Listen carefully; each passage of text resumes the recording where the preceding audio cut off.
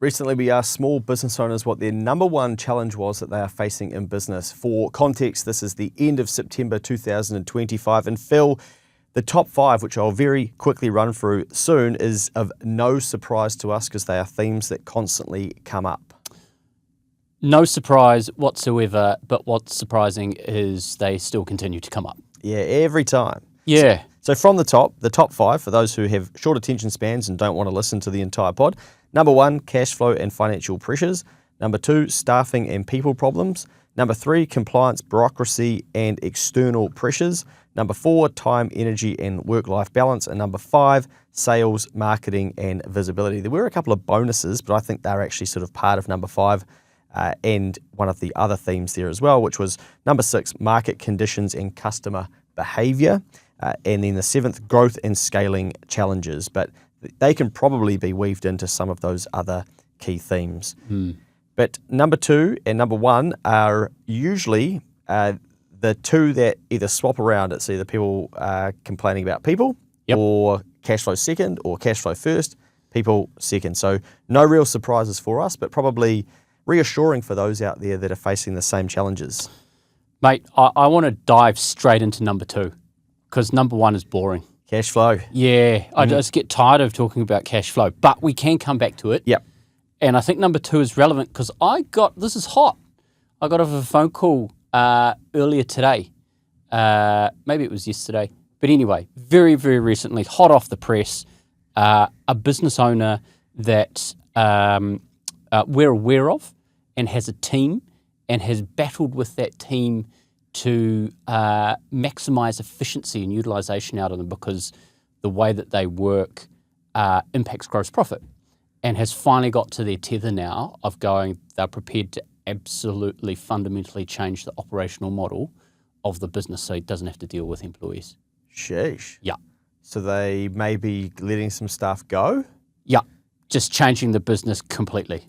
Wow. And doing away with just sick of the headaches of like trying to be the real nice guy and go, hey, look, you can have this and the work from home, and we'll give you the Christmas parties, and we'll give you the bonuses, and we'll give you the incentives, and we'll give you all the fluffy stuff, and then flip to the other end of the spectrum where you're then going, okay, that's the carrot, now the stick, smack, smack, smack.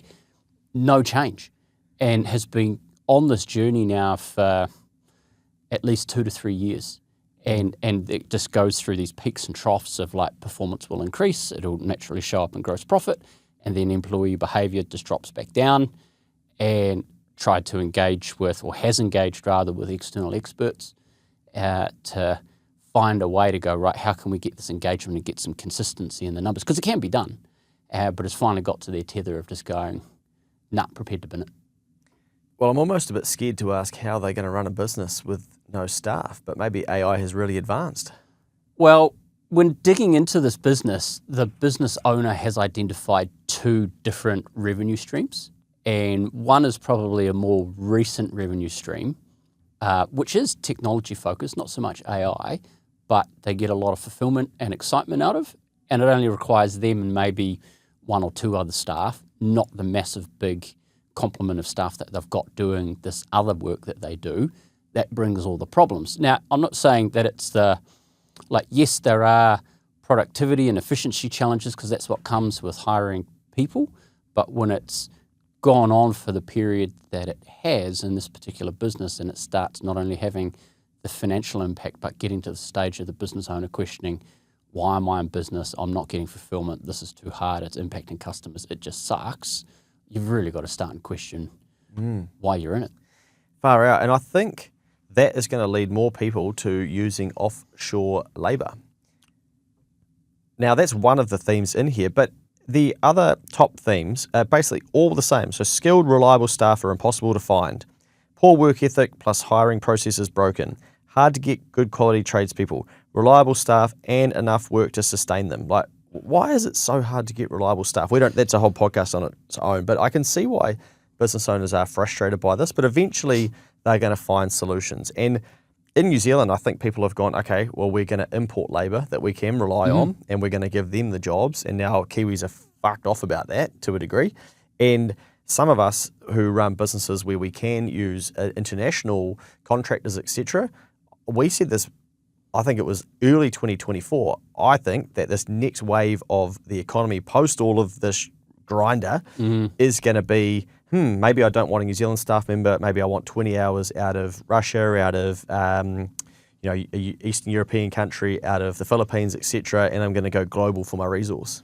On the outsourcing bit, this is exactly where the business owner went to, but not offshore, was hypothesizing of going, let's roll all the staff from being employees and put them onto a contractor model. Oh, yeah. So I'm just like, whoa, mate, I really like the theory, and I can see from a business owner's perspective how that might work and how there's upside for you, but trying to sell that upside to your employees to then get them on board, you're just like, nah, you're going to be pissing in the breeze. But I certainly think there's going to be opportunities there for business owners, because I get a sense, and it was that comment that I made on a podcast a little while ago about the productivity crisis versus attitude crisis. And I think business owners are starting to get a little bit more aware of it.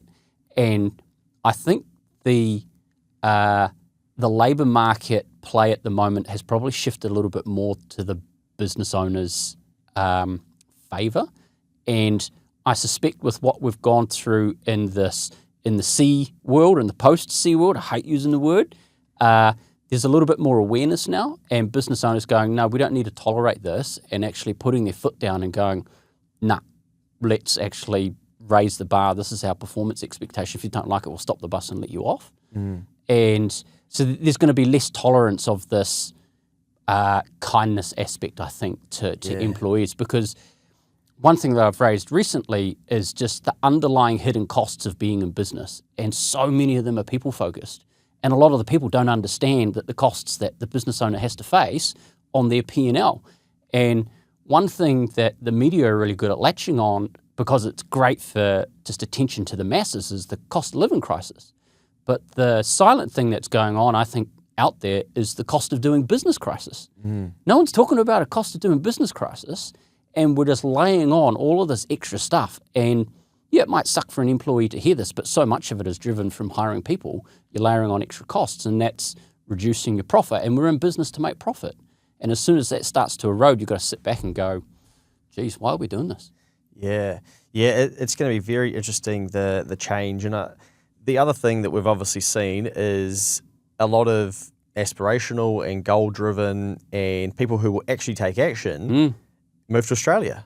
Yeah. They are potentially great employees for these businesses, but they can't now hire them because they've gone, nah, I think I see a better future across the ditch and I'm out of here. On the GC scaffolding. Yeah, it's like over 100 and something thousand Kiwi people, a lot of younger ones as well that would normally be coming through. They may have a better attitude. They may be hungry for goals and things. I'm not saying older people aren't, but they've been wiped out of the market. So, yeah, I think that this is hard because there is a cost of running a business crisis, but a lot of why people show up poorly in work is because they're not being paid to a point where they think that they deserve. So business owner goes, right, my minimum wage is this, I'm going to pay you that, that's all I have to pay you, etc. Eventually someone consumes enough content to go, well, I can't really live off of that, give me the living wage, and then they start resenting the living wage is bugger all as well. And the business owner's going, far out, how am I supposed to do this? I don't have enough margin in this. And, oh, my mate in Aussie's earning 3 times as much as me. My employer is screwing me. And it just creates this, well, I'm going to do the bare minimum and this frustration and resentment. And we don't teach business owners how to make enough profit to then have some fat in it to then be able to look after those people that go, okay, that's enough to keep me happy. So therefore, I'm not being paid well enough. So this whole thing sucks. And jump on a plane to Australia. Maybe, or just complain. Like, it's only really the action takers that are going to go to Australia. Yeah. Like, I think a lot of people will feel the same as the people who have gone to Australia, but they won't pick up their shit and move it to Australia. They'll go, I would rather just blame, excuse, deny, not take any action, wait for hopefully it to just magically change. And it probably won't for those people. And I think that's where it comes about, that productivity versus attitude piece, and those people that push for the pay rises, the market will ultimately squeeze them out because they'll get caught out. Because you can't escape a shit attitude. And I think that's where it comes back to the business owners actually wrestling back control and having a bit of a backbone and going, no, we're not going to tolerate this. we're going to actually go, this is the bar you need to accept. You talk to so many business owners and they're right, the challenge of running a business is the people, but yet when they want to take action on fixing it, it's just like, oh no, it's too hard. And the first thing they talk about, oh, we've got to go through all of these steps, and what if we do this wrong, and what if we do that wrong? And the regulatory red tape of managing people and then trying to manage somebody out or put them through a performance thing just goes in the too hard basket for a business owner, and they just go, you know what, we'll just tolerate it because it's easier to tolerate the poor attitude than put up with all the red tape and the stuff that we need to do for fear of putting a foot wrong and then getting served a PG and having to write out a check when the employee ultimately leaves. Really interesting. I was speaking to a business owner recently. They were doing their marketing in-house, and then they went, okay, no, now we're going to use an agency. They were using an agency, New Zealand-based, and then they had some frustrations, as people often do with marketing, and then they went, bugger it, we'll bring it back in-house, and then we'll get a marketing assistant overseas. And it was costing them XYZ per month, way cheaper than the agency. So they've bolted on resource, but it's not coming from within New Zealand. And I think I'm talking to so many businesses now that are looking at offshoring, and I think it's going to be fascinating to see the overall population wake up to the fact that that's actually what will continue to happen. And I think there'll be a bit of frustration by, eventually where people just go, oh, that's not fair, that they should be creating jobs in New Zealand. But that's one of the solutions that I think people are grabbing onto at the moment. We better get off people, mate, otherwise... I was just about to say that we'll end up getting abused in the comments. Very quickly on cash flow, we've done probably a bulk of our content is around cash flow because it's the number one thing people struggle with. I'm going to just get raw here. Like, you can't say you've got a cash flow problem and then not have a cash flow forecast. I don't care if you don't know how to do it, you have to learn. It's like me deciding to take on swimming and then saying, oh, I'm frustrated by how I get water in my mouth. I'm going to need to learn how to not do that if I want to, you're in business, you need to fucking understand cash. Have a cash flow plan, learn more about it. And some of these frustrations are basically actually blaming it on the external market and then saying it's a cash flow problem. I get that. I get that this can be in your face, but you are in control of your future. So if an economy is contracting, then what are you going to do? Like, who's got the money? Where is it? How are you going to provide value to solve that cash flow problem? The other piece here is cash tied up in stock and whatnot. Then you've got to do some research. Hey, I run, Chazza, for instance, an accountant. Hey, I run a e-commerce business. I've identified that I have cash flow issues because my cash is constantly tied up in stock. Can you please list me 10 ways that I can improve my cash flow that I may not know about? You go on a learning journey. If you want to run an e-commerce business and scale it up, you've learned the problem, the choke point. You got to learn how to fix it. And there are many solutions to what we think are cash flow problems, and we just go, oh, this is just how it is. But just like the people who are frustrated with staff and the attitudes of staff, they're going, maybe I could get some offshore. There will be a solution to a lot of people's problems that they think and have condensed down to, I've got a cash flow issue. Yeah, and so often we say cash flow's the outcome, not the problem. And when you start to say, okay, what's the problem? And you talk about stock and you go, well, you're sitting on all of the stuff and of a $300,000 stock balance, there's $50,000 of stock that's sitting there that's over a year old. Well, what are you doing to get rid of it? Because obviously the market doesn't want it. So let's convert it to cash as quickly as we possibly can. We've got a debtors ledger. We're selling stuff on credit. You've got people that owe you money for over 60 days. When was the last time you actually called them to get the cash back into your bank account? The other thing that I'll go out on a limb on is everyone that wants to get the Ford Ranger on finance. I mean, I've said it, we'll go there. The Ford Ranger, easy access credit is going to suck your cash flow. Just because it's, the latest 1.99% finance deal, it's going to go on your balance sheet as debt. You've got the shiny new object. Then the cash, the repayments of the debt are going to put a strain on your cash flow because we're needing to use after-tax cash flow to pay back that loan. Yep. So we're increasing the burden on the P&L to generate cash flow to pay back the shiny object. Don't get distracted by the Ford Rangers, folks. Is it actually needed if it's going to put a strain on the cash flow? And I think to your point at the beginning of the cash flow discussion, doing a cash flow forecast of some format, and it's easy as we've done a stack load of content and there's a stack load of resources out there to help you get started. It's going to identify where the problem is. Once you identify where the problem is, you can start and put in solutions to go, right, how can I fix this? And it might be that you identify, oh, gee, I actually can't afford this Ford Ranger. Hand it back. Yeah. that would be a tough pill to swallow. But if it means being able to pay yourself a salary and actually feel fulfilled in your business, that it's profitable and doing well versus having the shiny object, what one are you going to pick? Yeah, earn the Ford Ranger. Don't get it before you earn it. Yeah, wow. And of course, with the debt repayments, you've got to pay with those from after-tax profits. You've got to put your tax aside to then even have the cash that you can then clear down that debt with, because it's a balance sheet movement. You started with XYZ of debt. You've then cleared, say, 10 grand of it. Well, you have to pay that out of profit. And you have to pay with it after, your tax. Or even though that the debt dealers will direct debit you, they never remind you.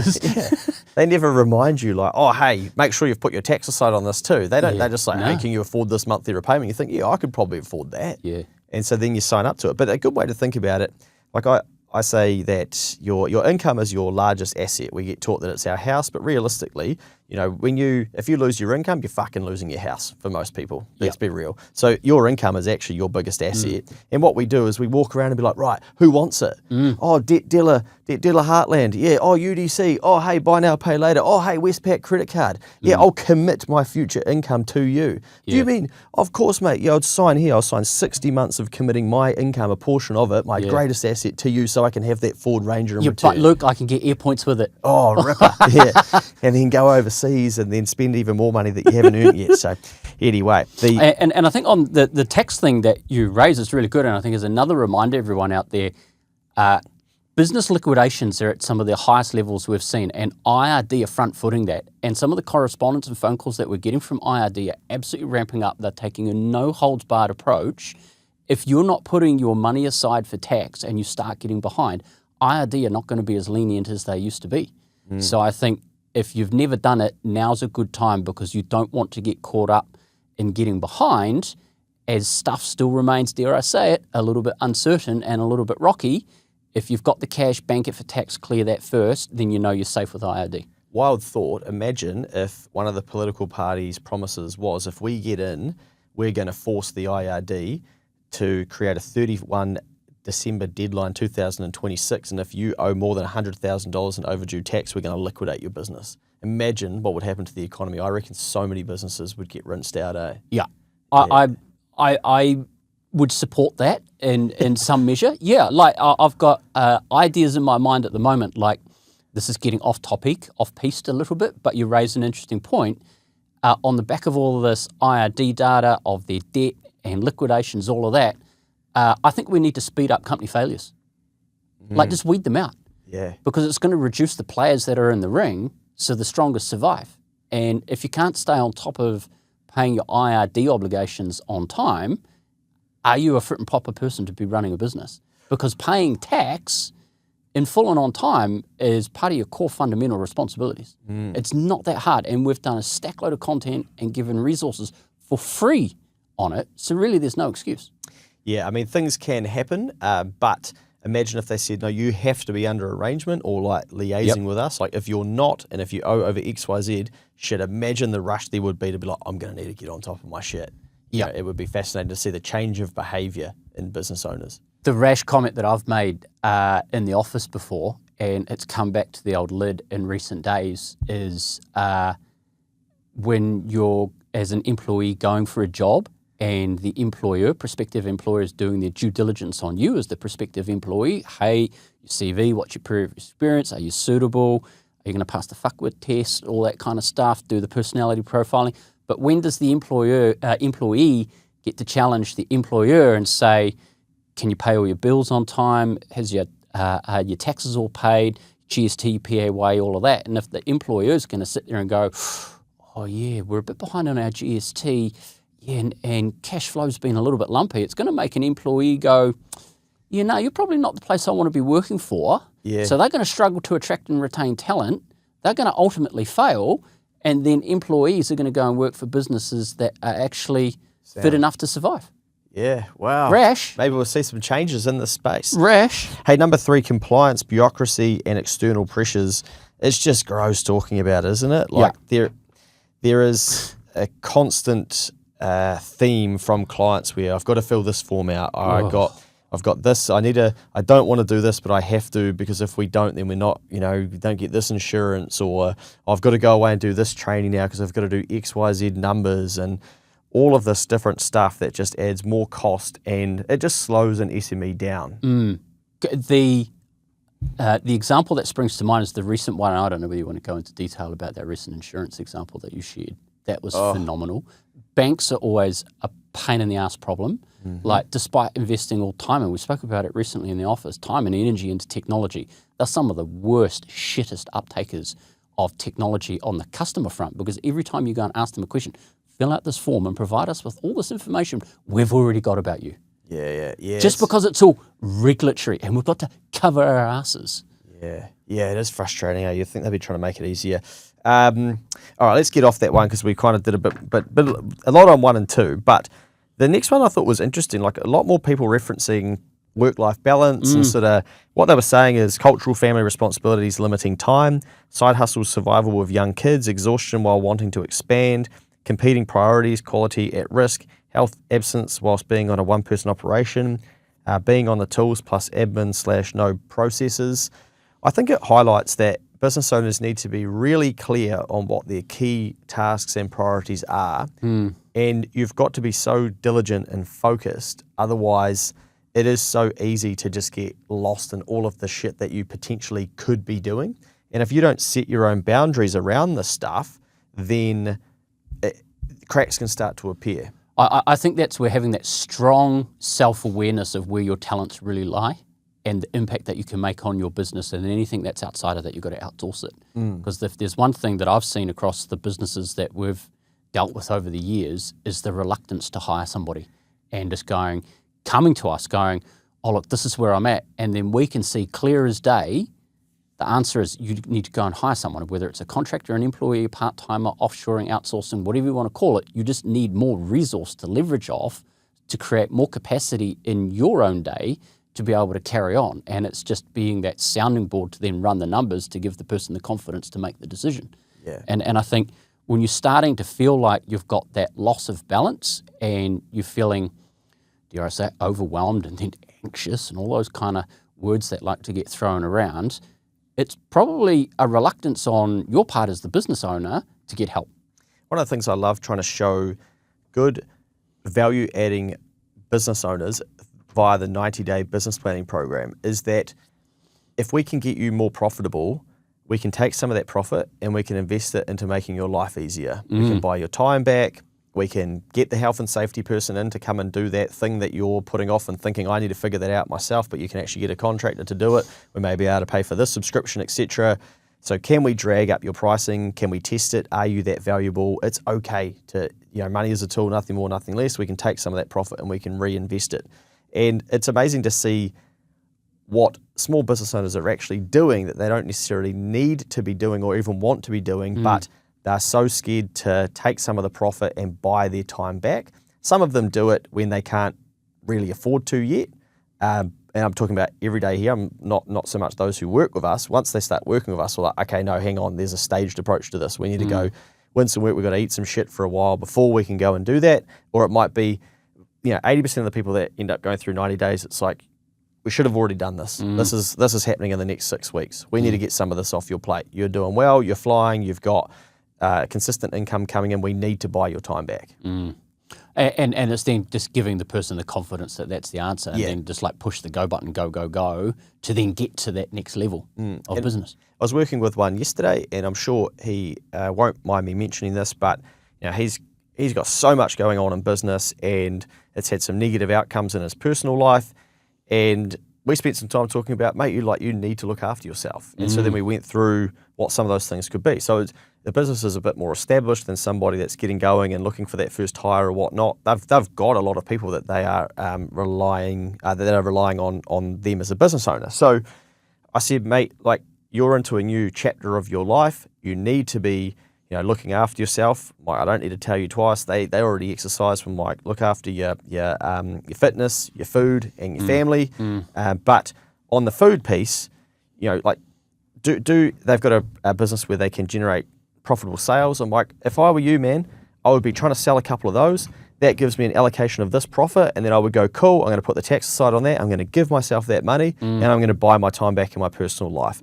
I might buy some convenient meals, I might get a cleaner, I might get someone to come and do some maintenance, I might everything that is causing you stress and anxiety in your personal life that you think you need to get to at some stage, I would pay someone to do it. And then you don't need to worry about it. It's done. It's probably done to a better standard. And you can take that same time and you can invest it into tidying up this business to where it can actually be.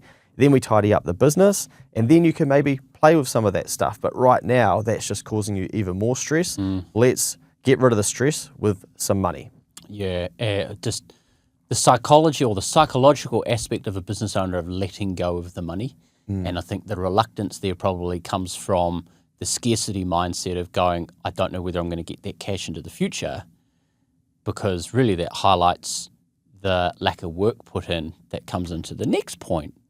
Great segue here, around sales, marketing and visibility. Yeah. Because if there was some consistency on that piece, that would give you confidence around cash flow management, being able to take some cash out to buy your time back.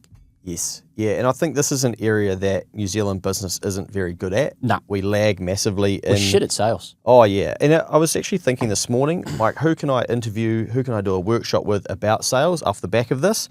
And I just can't think of a person that I go, they're the person in New Zealand. So I messaged a couple of people to say, who am I missing? You know, who are they that you've come across? So I'm going to try and dig out some people. There's a couple that I've done content with previously, but it's just not a Kiwi thing, you know? Nah.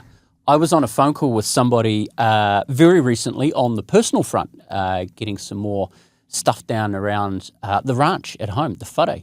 And they said to me, hey, I'll send you, it's broken down to a couple of different components. I'll send you a quote. My prices are flexible. If it doesn't work, you just come back to me and let me know what's going to work. And I was just like, sweet, whatever you send, mate, we're into negotiation, let's go. Yeah. And I just immediately, and I thought to myself, no, I wouldn't, because they ended up sending the email and the prices I thought was fair. So it's like no point me going back being a shit person and trying to haggle. I just can't be bothered.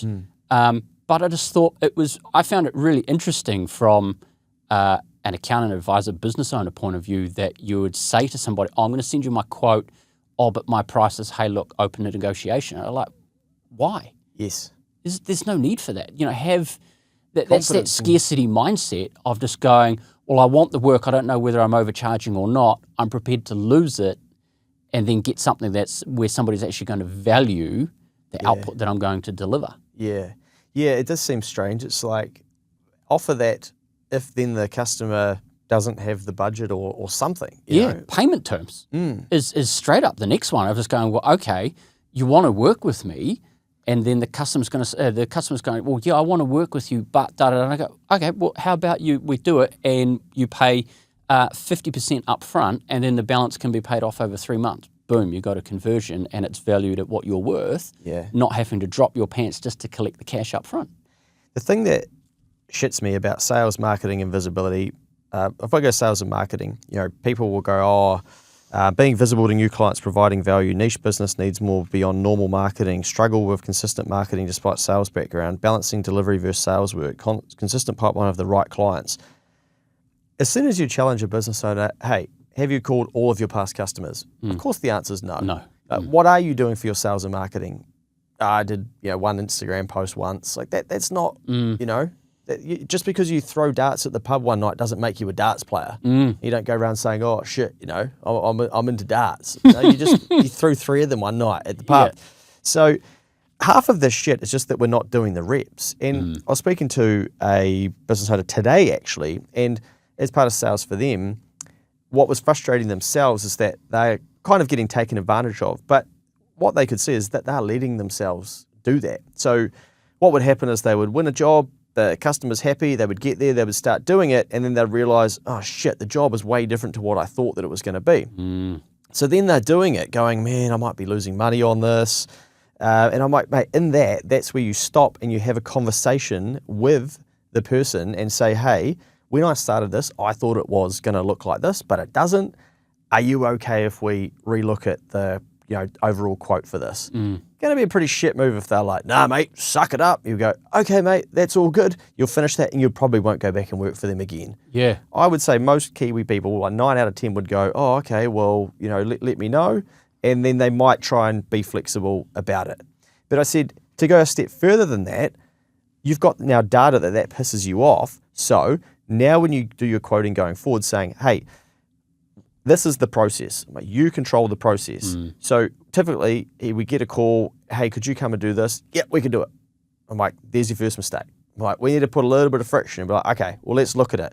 First, I'm going to need to collect some information. Okay, so from my experience, this is what it's going to look like. However, I need to be upfront. You never know until you get out to the job what it's going to look like. So if I find that it doesn't look like this, then we're going to have a conversation about what it could look like, and this quote may actually change. Are you okay with that? Well, yeah, okay, great. And now you're in control of it, because when it does change, you can say, hey, I told you that this might be different, and yet we have started trying to unplug your toilet, and holy shit, when was the last time? When was the last time? Great play on words. Yeah. Well when was done. the last time this thing was, plunged out? Because there are some backlogs in here. Somebody's a fan of the curries. Yeah.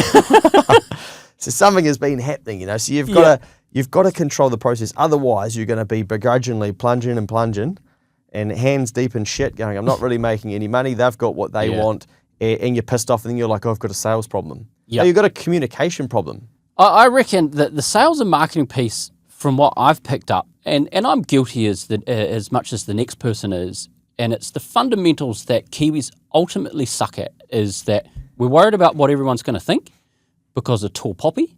We're scared of hearing no, and we'll put in every barrier and excuse we can come up with before just getting started.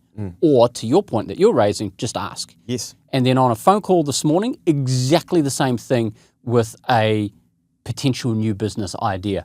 All of these layers of stuff that was just fundamentally unimportant in terms of a business. No, you don't have a business. You've just got an idea. You just got to sell some stuff. How do you sell some stuff? You've got to start and ask. And asking means you've got to put yourself out there. And I think so many Kiwis are reluctant to put themselves out there. I struggle with it hugely still, but I sit here and do the podcast. A little bit more comfortable with it these days.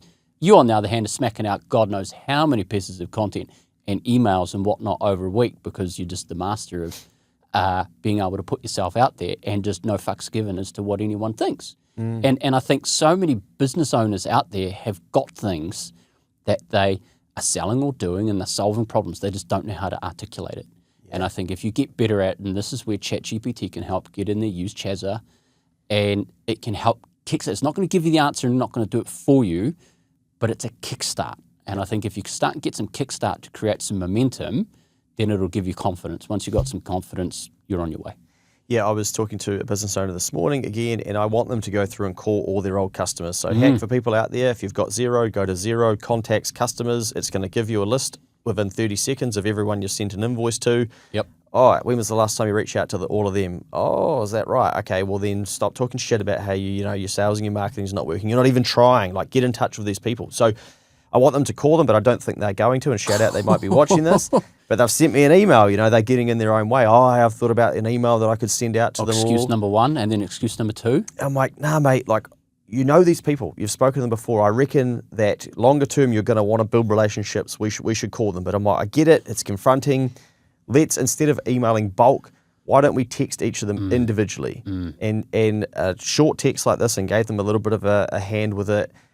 I said 90% of those texts are going to get read, versus the emails, you might be looking at 30%. And even if they do, they'll probably pretend that they didn't. And if you then call them, because that was the plan, then I'll call them a week later, they're going to go, oh, no, I didn't get your email. Easy to lie about. With a text, it's very hard. Like, did you get my text? Like, no. Like, most people get a text. Yep. And they open it Yep. as well. So use the text methodology. And all it was about was that, hey, we're starting to plan our workload for the next 6 months. Yep. We know that you're, like, we like you as a customer. We want to slot you in. We need to know when you're thinking about doing it so that we can work it around our calendar. All you're doing is offering to help them. That's smart. And if I was a customer of that business owner and they call me and said, hey, look, we know that you do this, it's going to get me thinking, go, shit, that's actually quite smart. Yeah.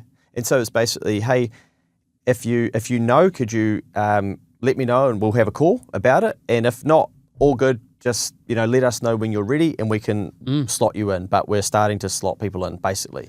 Mate, something that's just come to mind on the sales and marketing front is a business owner that you deal with, who sent out, I mean, we can't underestimate emails.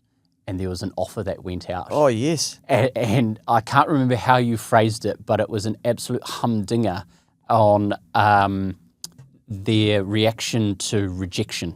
Yes. Are you able to bring it up?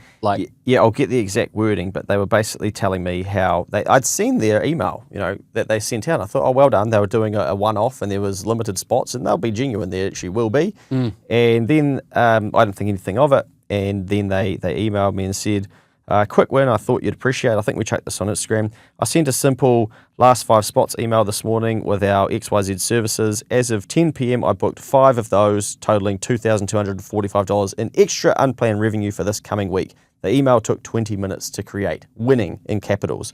Oh, there's no work out there. Oh, no one's got any money. Oh, austerity. Oh, the country's buggered. Oh, okay. So $2,245. If they don't send the email, they don't make the money. Anyway, I said, I saw that email. That's bloody awesome. Well done. So good once you have a database. And I said, I don't know why more people don't do it. I think it's the rejection. Once people are past that piece, it's just create and send. And then she said, yeah, I'm okay with rejection if it makes me over 2K in 10 hours, LOL. When you shared that, I absolutely lost it. Yeah. And I think when you put it into financial terms of going, we've got, and I still can't believe to this day how underutilized data is in businesses, and it's something as simple as emails and firing out a message or a newsletter or an offer, as in this particular case. And then you've got 5 spots, you send it to thousands of people. You've got thousands of no's, but you've just made a $2,500 in 20 minutes from sending out an email. Hello, who's not going to want to bloom and send out an email to make $2,500? The cool thing for her is that now she's like, I want to do it again, because it's like, okay, people do want this. Yeah. So it encourages you to want to run the same thing again. And it's like, we talk about needle movers, where it's like, what moves the needle of your business? And that's one. Once you get that working, you go, okay, I take that up my sleeve. We can do that again in the future. Because not everybody's going to be right and ready right now, but they may be in 2 months' time. And I think that's a really perfect example of being able to, if you're not sure then of what the next step would be, copy and paste that into Chazza and go, this is what I sent. This was the outcome.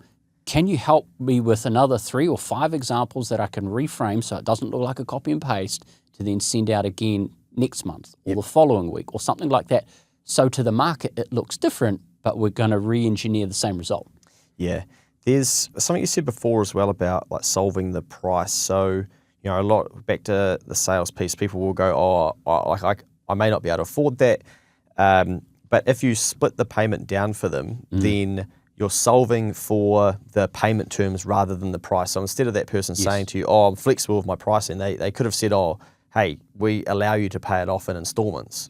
That could protect the margin, but then, delay the cash flow to you, but like you being the business owner, but at least you protected it and you've got 100% of it. And if you don't think that works, well, fucking hell, just Google buy now, pay later, because 940,000 people have signed up to that shit and 42% of people have got double of it, and that's all it is. I can't afford these shoes, but I can over fucking, excuse me language, but it fires me out though.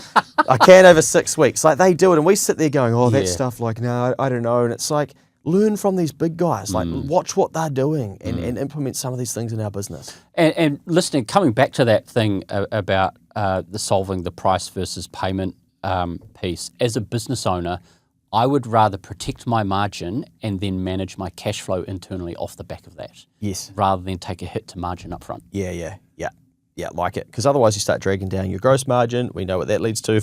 Then you just get into shit habits because then you're going to be the person that goes, somebody's going to come to me and I'll go, I know this guy who will do this. He'll send you an email. He's negotiable on his prices. Use him. Yes. You've permanently eroded your margin. Yeah, exactly. The other thing, and finally, especially sales marketing, here's my challenge to people. If you're struggling with sales and marketing, and then you're worried about time, energy, work-life balance, if you've got compliance issues, etc., probably can't help with number 3, staffing and people problems. Okay, this is a bit separate, but the sales and marketing piece, if you get it right, it'll probably fix number 1, maybe, unless you've got some fundamental issues. But just like challenge yourself to make 100 offers. It's 2 a week. So, okay, you might put something on your Instagram every week. as a story. You know, you might send out an email, you might send out a text. It's not actually that hard to make 100 offers in a year and then start seeing what's working and then doubling down on that. Just like our client, okay, they've got that email that works, bang, it's an offer, cool, 2.2K, etc.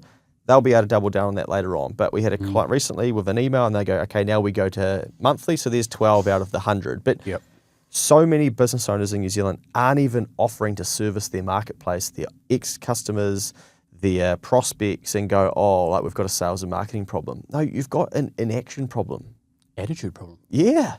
And if you're listening to this and going, I don't have email addresses, or I don't have a CRM system, or I don't have an email platform, or I don't have insert excuse here reason for not sending emails, like Luke suggested, jump into Xero, download all of, if you use Xero or MYOB, whatever platform, download all of your history of who you've ever sold stuff to. We've got email addresses.